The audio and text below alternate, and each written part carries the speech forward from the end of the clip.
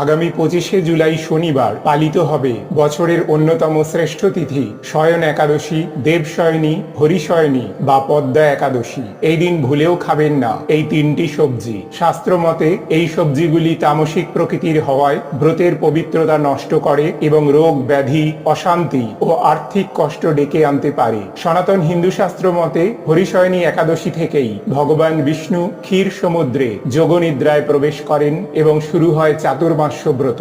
এই ব্রত পালন করলে ভগবান বিষ্ণু ও মা লক্ষ্মীর কৃপায় আর্থিক বাধা দূর হয়, সংসারে শান্তি আর সমৃদ্ধি আসে, দাম্পত্য সুখ বৃদ্ধি পায়, পিতৃদোষ ও ঋণ মুক্তির পথ সুগম হয় এবং আধ্যাত্মিক উন্নতি ঘটে। বিশুদ্ধ সিদ্ধান্ত পঞ্জিকা অনুসারে 24শে জুলাই 2026 শুক্রবার সকাল 9:14 একাদশী শুরু হচ্ছে, আর 25শে জুলাই শনিবার সকাল 11:35 পর্যন্ত একাদশী থাকবে।